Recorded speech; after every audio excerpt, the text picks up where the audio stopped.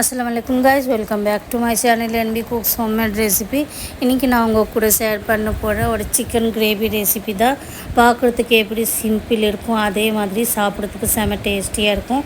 Hotel restaurant ஸ்டைலில் நம்ம வீட்டில் எப்படி செய்யலாம் அந்த மாதிரி ரெசிபி நீங்கள் கண்டிப்பாக ஒரு தடவை ட்ரை பண்ணி பாருங்கள். ட்ரை பண்ணிங்கன்னா நீங்கள் வீட்டில் நிறைய டைம் செய்வீங்க. நார்த்தோட ரெசிபி தான். பார்க்குறதுக்கு தான் சால்னா மாதிரி இருக்கும், வெள்ளை குருமா மாதிரி இருக்கும். ஆனால் சாப்பிட்றதுக்கு செம டேஸ்டியாக இருக்கும், டிஃப்ரெண்ட்டாக இருக்கும். ரெஸ்டாரண்ட்டில் நம்ம சாப்பிட்றோம் அதே மாதிரி டேஸ்ட் வீட்டில் உங்களுக்கு கிடச்சிரும். மலாய் பெப்பர் சிக்கன் ரெசிபி வாங்க பார்த்துடலாம். நீங்கள் ஃபஸ்ட் டைம் என்னோடய சேனல் பார்த்துட்டு இருந்தீங்கன்னா கண்டிப்பாக சப்ஸ்கிரைப் பண்ணி எடுத்துக்கோங்க. சப்ஸ்கிரைப் பண்ணிங்கன்னா பெல் ஐக்கன் ஒல்ல அமுத்திக்கோங்க. ஒல்ல அமுத்தினீங்கன்னா நான் புதுசு ரெசிபி போடுறப்போ உங்கள்கிட்ட வந்து சேர்ந்துடும். அதுக்கப்புறம் பார்த்துட்டு லைக் பண்ணிக்கோங்க, கமெண்ட் பண்ணிக்கோங்க. ஃப்ரெண்ட்ஸ் ஃபேமிலிக்கு நிறைய ஷேர் பண்ணிக்கோங்க. என்னோடய ரெசிபி ரொம்ப சிம்பிள், ஈஸி இருக்கும். ஆனால் பார்க்குறதுக்கு செம லுக்காக இருக்கும்.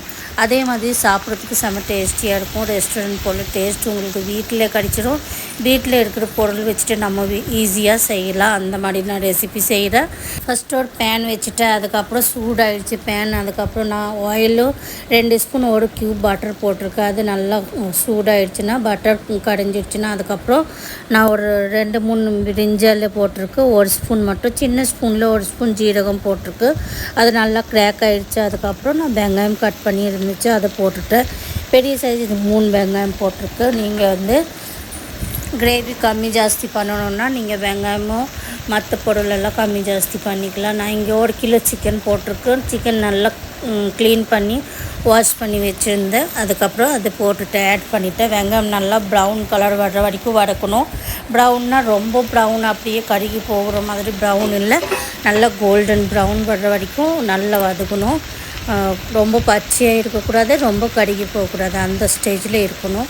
அதுக்கப்புறம் சிக்கன் போட்டு கொஞ்ச நேரம் நல்லா வதக்கிட்டு இருக்கணும். சிக்கன் பச்சை ஸ்மெல் போகணும்.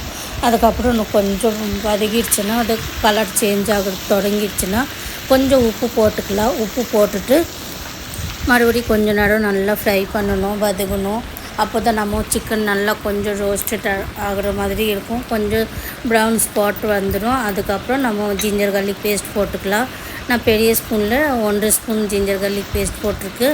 ஏன்னா நம்மளுக்கு சிக்கன் கொஞ்சம் ஜாஸ்தி, அதனால் நீங்கள் கம்மி போட்டிங்கன்னா கொஞ்சம் கம்மி பண்ணிக்கோங்க. நீங்கள் எவ்வளோ பேருக்கு பண்ணுறீங்க அந்த மாதிரி நீங்கள் கிரேவி போட்டுக்கோங்க. இந்த ரெசிபி பார்த்திங்கன்னா ரொட்டி, சப்பாத்தி, நான் பரோட்டா எல்லாம் கூட செட் ஆகிடும். வெரைட்டி ரைஸ், ஜீரா ரைஸ், நெய் ரைஸ் எல்லாம் கூட செட் ஆகிடும். தோசை அப்பம் கூட சாப்பிட்லாம், அவ்வளோ நல்லாயிருக்கும். இப்போ மசாலா ஆட் பண்ண போகிறேன். பேசிக் மசாலா தான். மல்லித்தூள், ஜீராத்தூள், அப்புறம் பார்த்திங்கன்னா சில்லி ஃப்ளேக்ஸ், குருமிளகாத்தூள், கரம் மசாலா தூள், இது மட்டும்தான் போடணும். இதில் வந்து மஞ்சள் தூள், மிளகாத்தூள் ஆட் பண்ணக்கூடாது. இதில் உங்கள்கிட்ட சில்லி ஃப்ளேக்ஸ் இல்லை அப்படின்னா பெப்பர் தூள் இன்னும் கொஞ்சம் ஜாஸ்தி போட்டுக்கோங்க. எல்லாமே நான் பெரிய ஸ்பூனில் அரை டீஸ்பூன் ஆட் பண்ணியிருக்கேன். இந்த டைமில் நீங்கள் உங்கள்கிட்ட சின்ன ஸ்பூன் இருந்துச்சுன்னா நீங்கள் ஒவ்வொரு ஸ்பூனாக ஆட் பண்ணிக்கலாம். நீங்கள் சிக்கன் கிரேவி அதே மாதிரி ஜாஸ்தி பண்ணுறீங்கன்னா இன்னும் கொஞ்சம் ஜாஸ்தி ஆட் பண்ணிக்கலாம். இல்லை கம்மின்னா கம்மி ஆட் பண்ணிக்கோங்க. இப்போ பாருங்கள் கொஞ்ச நேரம் நல்லா மசாலா குக் ஆகிடுச்சு. தயிர் ஆட் பண்ணிவிட்டேன். தயிர் போட்டு தயிர் கொஞ்ச நேரம் குக் பண்ணணும். தயிர் கொஞ்ச நேரம் நல்லா கிளறிட்டு இருக்கணும். இல்லைன்னா உங்களுக்கு தயிர் பிரிஞ்சு வந்துடும். நல்லா குக் பண்ணிங்கன்னா உங்களுக்கு பிரிஞ்சு போகாது. நல்ல சூப்பர் க்ரீமியாக இந்த கிரேவி உங்களுக்கு டேஸ்ட் இருக்கும். நீங்கள் அதே மாதிரி வீட்டில் செஞ்சு டேஸ்ட் பண்ணி பாருங்கள். உங்களுக்கு தெரியும், வீட்டில் செஞ்சிங்கன்னா அவ்வளோ டேஸ்டியாக இருக்கும். தயிர் கொஞ்ச நேரம் குக் பண்ணியாச்சு. அதுக்கப்புறம் ஃப்ரெஷ் க்ரீம் ஆட் பண்ண போகிறோம். இதை வந்து நான் தயிரும் 100 கிராம் போட்டிருக்கு, ஃப்ரெஷ் க்ரீம் 100 கிராம் போட்டிருக்கு. நீங்கள் அதே மாதிரி கிரேவிக்கு குவான்டிட்டி போட்டு அந்த மாதிரி போட்டுக்கோங்க. ஜாஸ்தி கம்மினா ஜாஸ்தி கம்மி பண்ணிக்கலாம். இப்போ உங்கள்கிட்ட ஃப்ரெஷ் க்ரீம் கிடைக்கல, டக்குன்னு செய்கிறீங்க, வீட்டில் பக்கத்து கடையிலெல்லாம் கிடைக்கிறதில்ல அப்படின்னா நீங்கள் என்ன பண்ணுவீங்க, நல்லா பால் காய்ச்சிட்டு சுண்டாக காய்ச்சணும். பாதி பண்ணிடணும். 1 லிட்டர் பால்னால் பாதி பண்ணிவிட்டு நல்லா ஆடி வச்சிடணும். நல்லா சூடு ஆடிடுச்சுன்னா அதுக்கப்புறம் கொஞ்சம் நேரம் 1 மணி நேரம் ஃப்ரிட்ஜில் வச்சுடுங்க. 1 மணி நேரம் 2 மணி நேரம் ஃப்ரிட்ஜில் வச்சிட்டிங்கன்னா உங்களுக்கு மேலே நல்லா திக்கான உங்களுக்கு ஆட் கிடச்சிடும். அது வந்து மிக்சியில் அடிச்சிட்டிங்கன்னா உங்களுக்கு ஃப்ரெஷ் க்ரீம் டேஸ்ட் கிடச்சிடும். எப்போவுமே கிடைக்கலன்னா எந்த ரெசிபிக்கு நீங்கள் ஃப்ரெஷ் க்ரீம் போடுறீங்கன்னா அந்த மாதிரி போட்டுக்கலாம். சூப்பராக இருக்கும். இப்போ மூடி வச்சு நான் கொஞ்சம் நேரம் நல்லா கிளறிட்டு நல்லா குக் ஆகிடுச்சு எனக்கு. இப்போது கசூரி மேத்தி ஆட் பண்ண போகிறோம். கசூரி மேத்தி கொஞ்சம் எடுத்துகிட்டு ரோஸ்ட் பண்ணி அது கையில் மசிச்சு போட்டிருக்கேன். ஒரு 1/2 டீஸ்பூன் கசூரி மேத்தி ஆட் பண்ணிவிட்டேன். இது போட்டுட்டு நல்லா மிக்ஸ் பண்ணிடணும். இதில் வேறு ஒன்றும் தேவையில்லை மசாலா.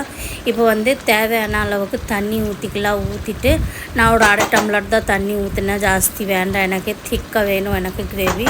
ஏன்னா இந்த கிரேவி திக்காக இருந்தால் தான் ரொம்ப க்ரீமி டேஸ்டியாக இருக்கும்.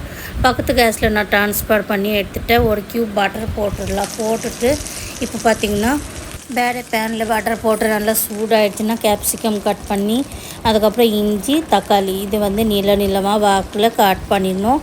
கட் பண்ணிவிட்டு அதை போட்டுட்டு சொட்டே பண்ணிடணும். கொஞ்சம் நேரம் வதக்கி எடுத்துடணும்.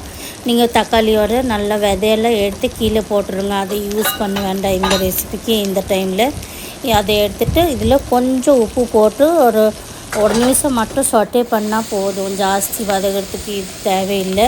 ஜாஸ்தி வதக்குனா இது கொஞ்சம் கலரும் மாறிடும். அதுக்கப்புறம் பார்த்திங்கன்னா டேஸ்ட் ஃப்ளேவர் உங்களுக்கு மாறிடும். நீங்கள் கண்டிப்பாக இந்த மாதிரி ஒரு நிமிஷம் மட்டும் சொட்டே பண்ணிவிட்டு அதுக்கப்புறம் மறுபடியும் கேஸ்லேருந்து ட்ரான்ஸ்ஃபர் பண்ணி எடுத்துக்கலாம். பேன் நான் மாற்றி எடுத்துகிட்டு கிரேவி போட்டுட்டு அதுக்கப்புறம் இது மேலே நம்ம காய் வதக்கி வச்சோம்ல அதை ஆட் பண்ணிடலாம். ஆட் பண்ணிவிட்டு நல்லா மிக்ஸ் பண்ணிவிட்டு உப்பு காரம் எல்லாம் செக் பண்ணிடணும்.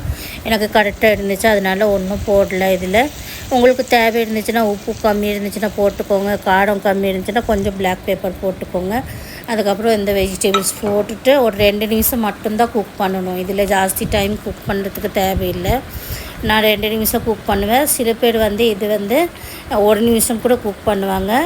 நான் 2 நிமிஷம் குக் பண்ணுறேன்னா இன்னும் கொஞ்சம் கேப்சிகம் குக் ஆகணும், தக்காளி குக் ஆகணும். அதனால தான். இல்லைன்னா என் பையன் பொண்ணு சாப்பிட மாட்டாங்க. எங்கள் வீட்டில் கெஸ்ட் வந்ததுனால நான் இந்த ரெசிபி செஞ்சேன். என் பையன் ஃப்ரெண்டு அவங்க கூட சாப்பிட்டாங்க. ரொட்டி அப்புறம் ஒயிட் ரைஸ் கூட சாப்பிட்டாங்க. சூப்பராக இருந்துச்சு. 2 நிமிஷம் குக் பண்ணிவிட்டு இறக்கி வச்சுட்டு அதுக்கப்புறம் ஒரு 5 நிமிஷம் ஸ்டாண்டிங் டைம் போட்டுட்டு சர்வ் பண்ணி எடுத்துக்கலாம். எல்லாம் கூட செட் ஆகிடும். ரொட்டி, rice, variety rice, jeera rice எல்லாம் கூட செட் ஆகிடும். அதனால் நீங்கள் ட்ரை பண்ணலாம். கெஸ்ட்டு வந்தால் கூட இந்த மாதிரி கிரேவி பண்ணிவிட்டு ஒரு சைட் டிஷ் செஞ்சிங்கன்னா உங்களுக்கு போதும். நைட்டு டின்னர்னால் இதே நீங்கள் பரோட்டா, சப்பாத்தி, தோசை, ஆப்பம் கூட சர்வ் பண்ணிடலாம்.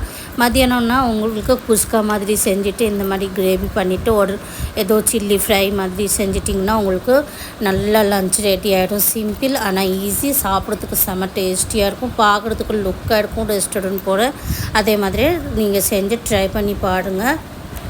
உடம்பு சரியில்லைனால கொஞ்சம் தொண்டை சரியில்லை, கொஞ்சம் அட்ஜஸ்ட் பண்ணிக்கோங்க. இப்போது என்னோடய சேனலுக்குள்ளே பார்த்திங்கன்னா நிறைய ரெசிபிஸ் இருக்குது. சிம்பிள் ஆனால் பார்க்குறதுக்கு செம்ம டேஸ்டியாக இருக்கும். சாப்பிட்றதுக்கு இன்னும் டேஸ்டியாக இருக்கும். அதே மாதிரி நீங்கள் செஞ்சு ட்ரை பண்ணி பார்க்கலாம். ரொம்ப ஈஸி ஹோம்மேட் ரெசிபி. நம்ம பக்கத்தில் எல்லாம் கிடச்சிரும். அந்த மாதிரி ஒரு ரெசிபி. உங்களுக்கு வேறு ரெசிபி ஏதோ பார்க்கணுன்னா நீங்கள் அது கூட கமெண்ட் பண்ணி சொல்லலாம்.